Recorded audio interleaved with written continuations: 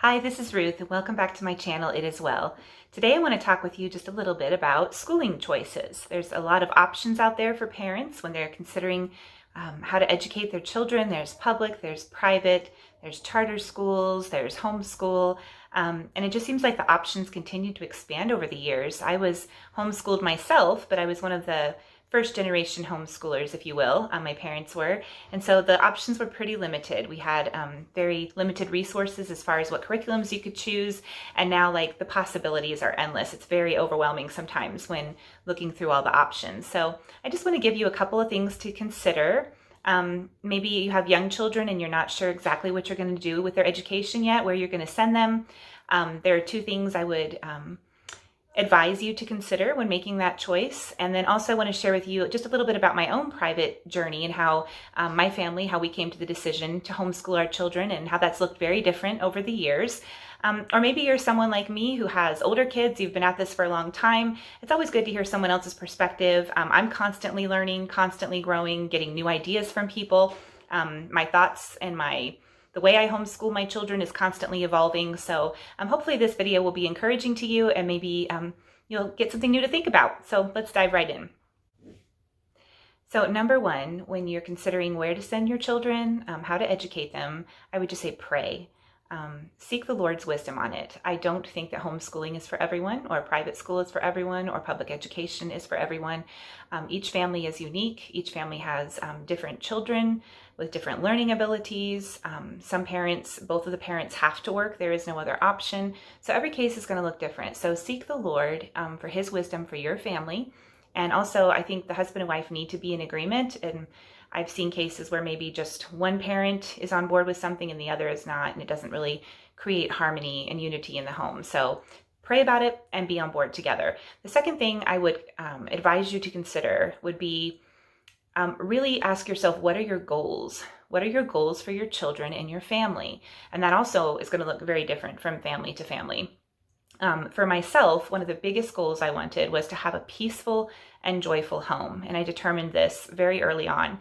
And for that reason, I've said year after year, we're going to take this 1 year at a time. I've never been a person that's been like, we're going to homeschool all the way through high school. We're going to do it this way. I've just been like, we're going to take it 1 year at a time.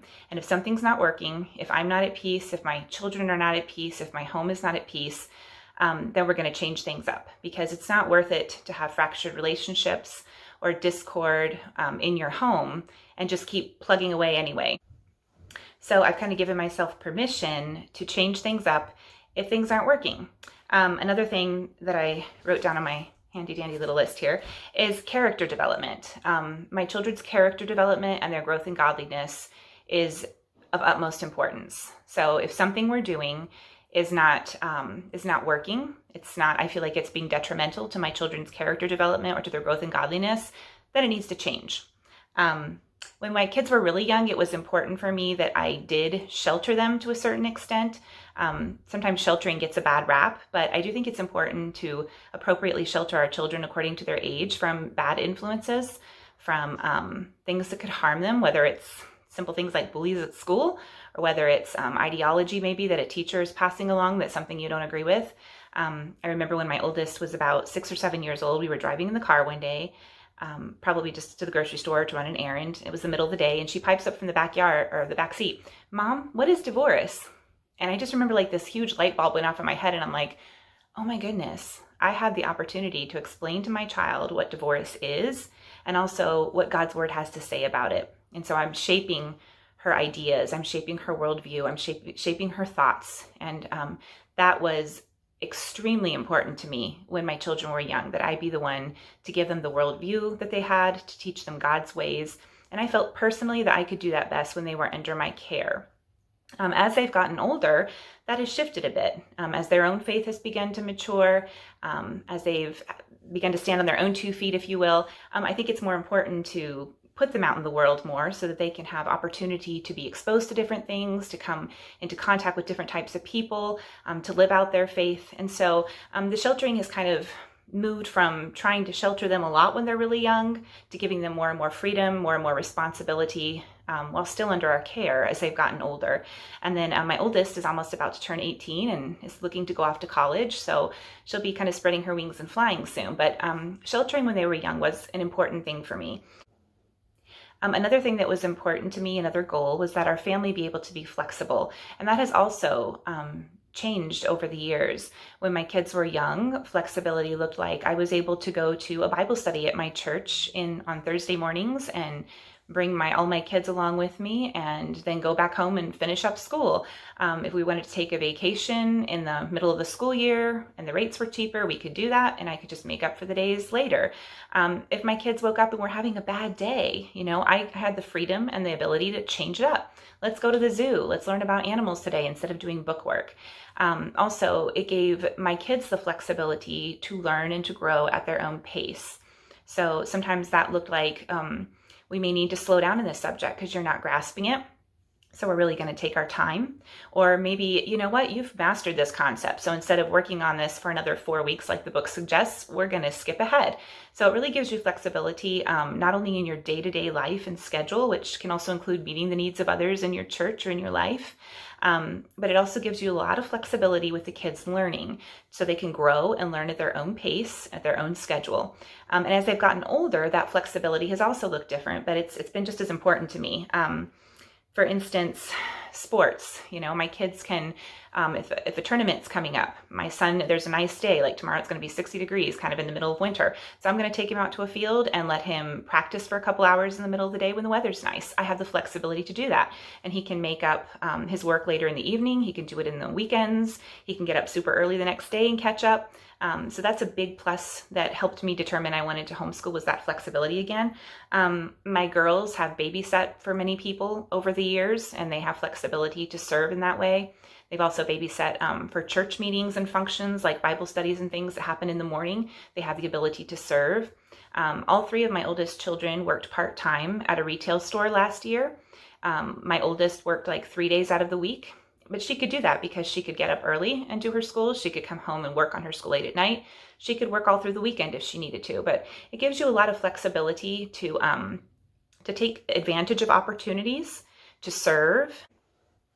So I feel like my thoughts are a bit scattered today, but basically going back to those 2 points, when deciding what you want to do with your kids' education, pray about it. If you are married, be on board with your spouse, and then determine what your goals are for your family and for your children. And for me, those were peace and joy in my home and in my family, character development and godliness, sheltering them appropriately as they grew, and having flexibility as a family and flexibility in education. So I just wanted to share also a little bit about my personal story, and that would be that I was determined when I was young that I would not homeschool. I was like, not even sure I want kids, but definitely if I do, I'm not going to homeschool them. And then when my oldest reached that school age, and I really began to pray and consider what the options were, my husband was open to a lot of things, so he wasn't like saying, I want you to do this or that. God really challenged me to have faith that whatever he called me to do, it could be wonderful and it could be beautiful and it could be like nothing I'd ever seen before. And I realized that I was basing my decision not to homeschool on personal experiences, on things that I had seen, things that I had observed over the years. And I was like, I don't want to be a part of that. And God just really gave me faith to believe that if he called me to homeschool, which he eventually did, that it was going to be something wonderful and it could be like something I had never experienced before. And my oldest is about to graduate high school in a few weeks. And it has been a wonderful journey, and I wouldn't take back any of it for nothing. The second thing that was kind of instrumental in shaping the way I've educated my children is my husband and I had a real desire to expose our kids to as many things as possible. And I don't mean expose in a bad way, but we don't know what each one of them is called to do. We don't know what God has for them in their future. And so we felt like by giving them as many experiences and opportunities and exposing them to as much as possible, that we could see what grabbed their interests, and we could also see what strengths they had and what weaknesses they had. And so far, I've loved the way that has panned out. A couple of examples are, my husband is very much into sports. So we've never had a lot of money. I've never had a big budget for activities outside the home, but God has provided, and some of the opportunities we've taken part of, our swimming lessons. You know, when we lived in New Mexico, we had a swimming pool on campus, and they had pretty reasonable prices for swimming lessons. So all the kids took swimming lessons. They've took them since. But I found out about a local golf course that was offering an introductory golf course for kids, or golf class for kids. It was pretty cheap. I don't remember exactly how much. This was many years ago, but we were able to afford it. So we put all the kids in it.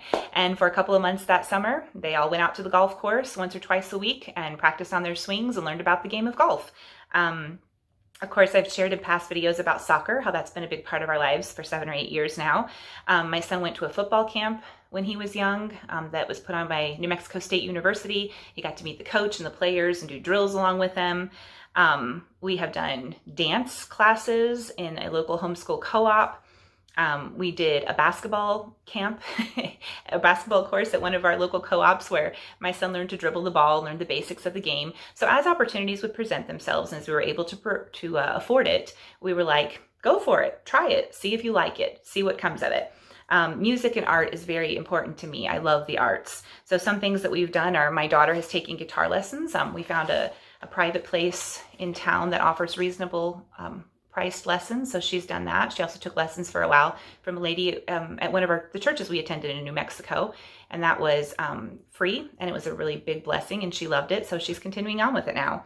My kids have taken part in a choir at a local homeschool co-op. We go to concerts whenever we can. We all love music. Our local symphony offers, usually about once a month, they will have a short program about an hour long in the evening that is free. And it's just where different people in the symphony perform works that they enjoy, works that they'd like to put on for the public. And you just come in, you find a seat, and you get to listen for an hour for free. So we do that as much as possible.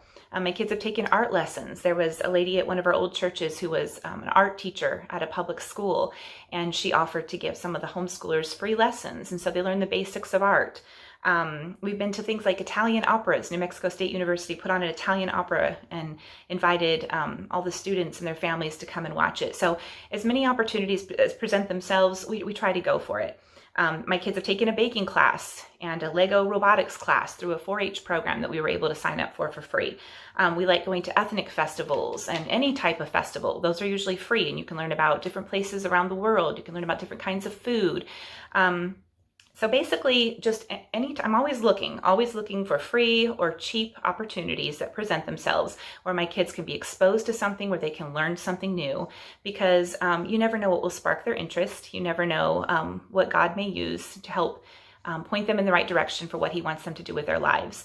So that's been a big part of our journey. The third thing is I've had to accept that I have limitations. And I think this is really huge for homeschoolers because we feel a lot of pressure on ourselves to educate our children, to keep up with the Joneses, to meet certain educational standards, and that's all good.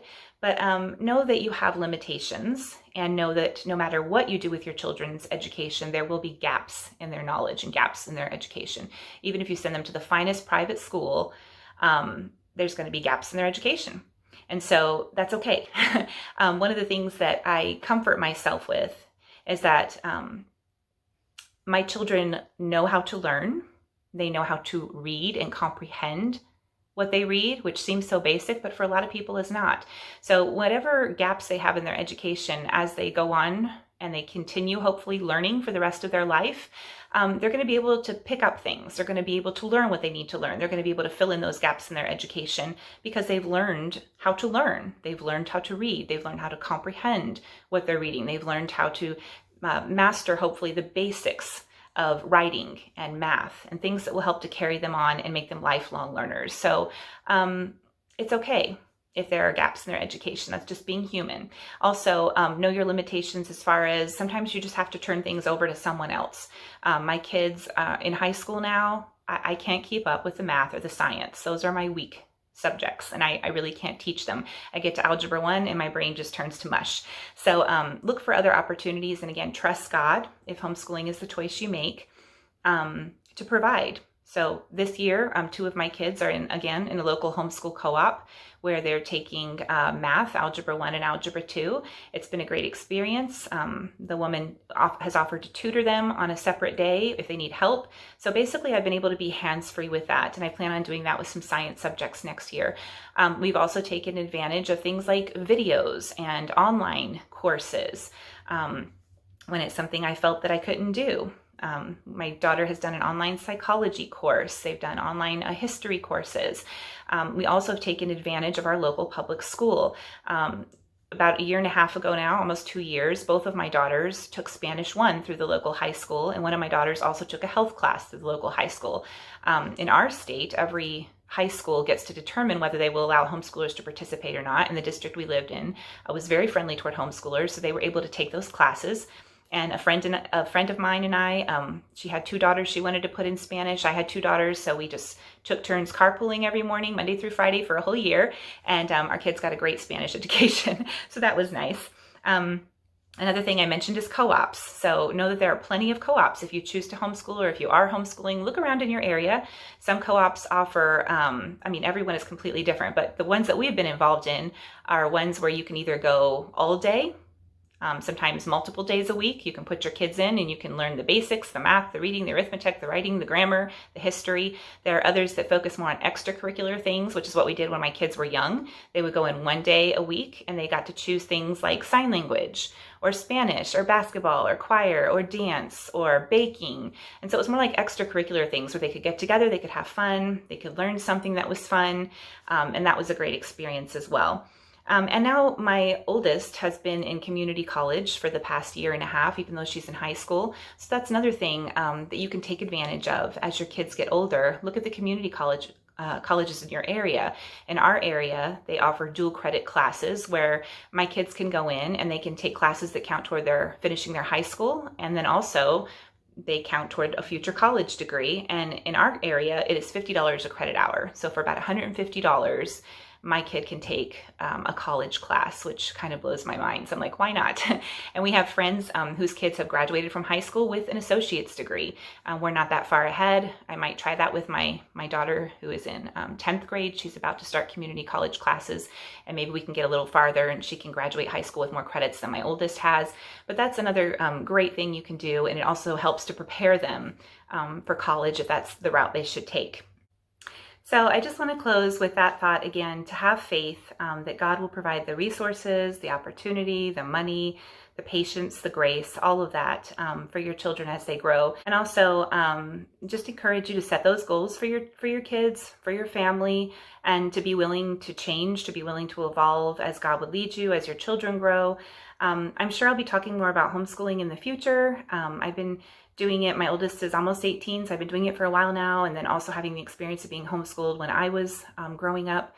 I'm sure we'll be talking about it more in the future. But for now, if you have any questions, if you have any comments, let me know. Let me know what you're doing with your own kids, what's working and what's not. I'd love to hear from you.